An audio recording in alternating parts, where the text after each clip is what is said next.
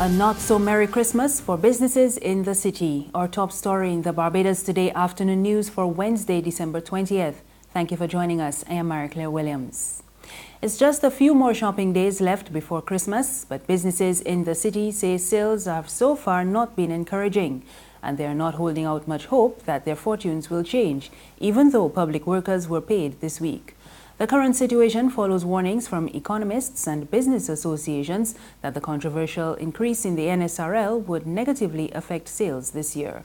Barbados Today spoke with some business managers this week. It's not been great, to be honest with you. We haven't had the kind of numbers we had for previous years. Business is certainly down. Traffic is down. The spend is down.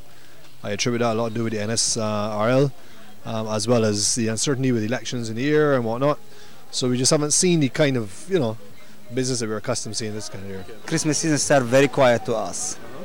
We never faced any crowd in the beginning, Only from Saturday we start to see more crowd, and we see people now they start to spend, But we don't know if the end will be good to us. We don't know yet. Okay. Civil servants last year, one of the complaints was that civil servants were paid pretty late.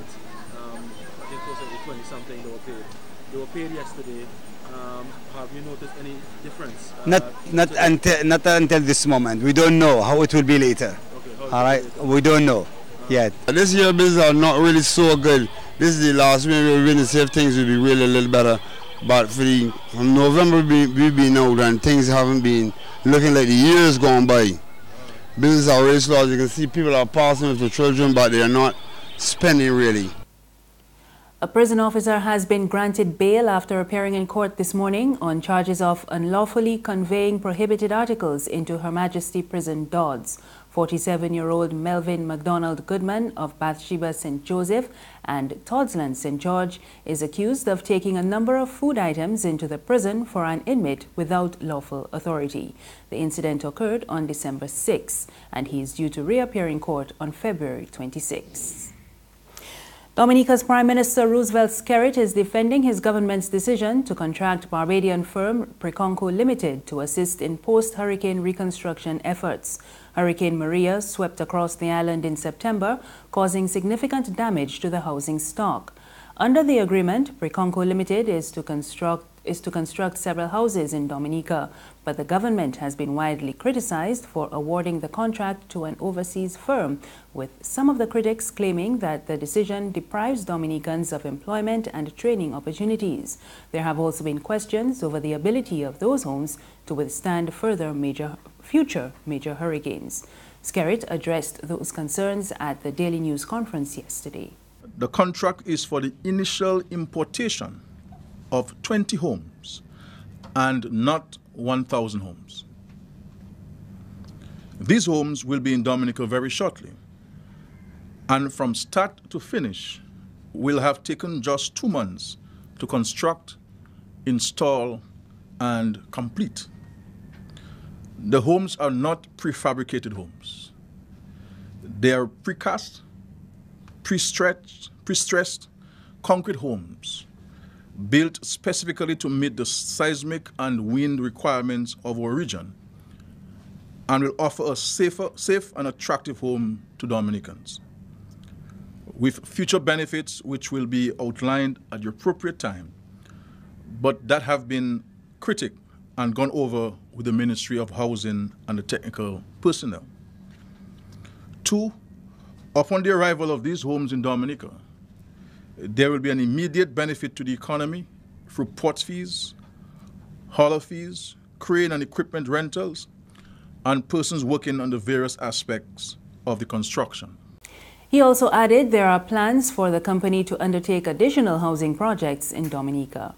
Following the arrival of the initial 20 homes, the contractor will be establishing a purpose-built precast concrete plant in Dominica to meet the required urgent and long-term housing needs of Dominica, as well as to assist with the building of other infrastructure needs for the public and private sectors.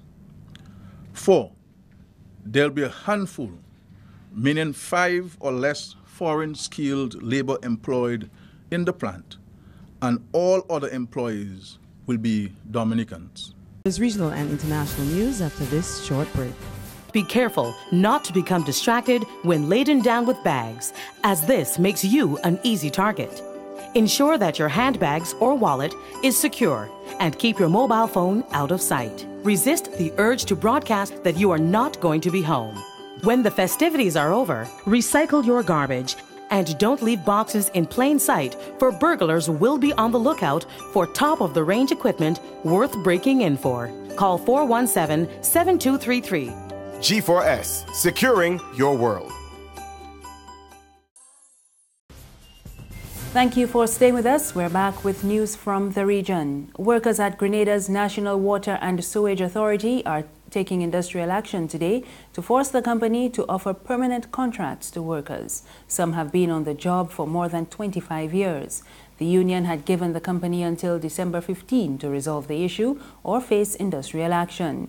A statement from NAWASA last week said it remains committed to the regularization of its workers and is ready to do so once the current process has been completed. Haiti's former Prime Minister Jean-Max Bellerive has been barred from leaving the country by a judge investigating a 2012 murder.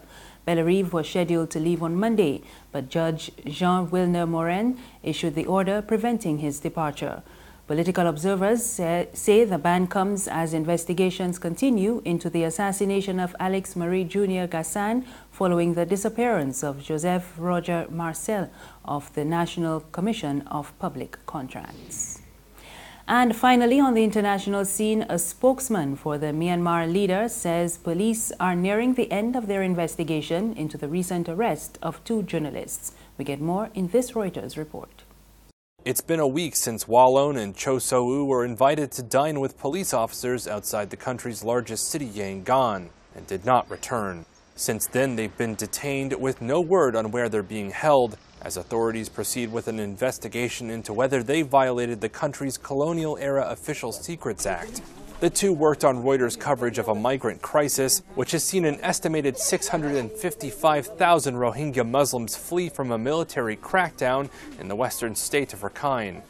A spokesperson for leader Aung San Suu Kyi said on Wednesday he had been told the police were nearly finished with their investigation and that the pair would then have access to a lawyer and be able to meet their families.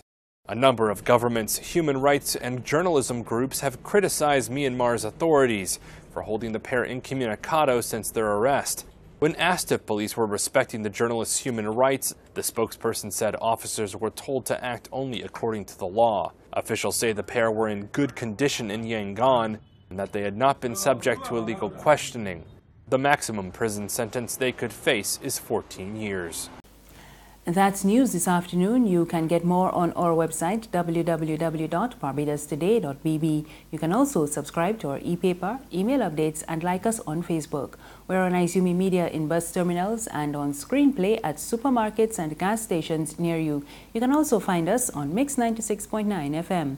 I am Marie Claire Williams. Good afternoon.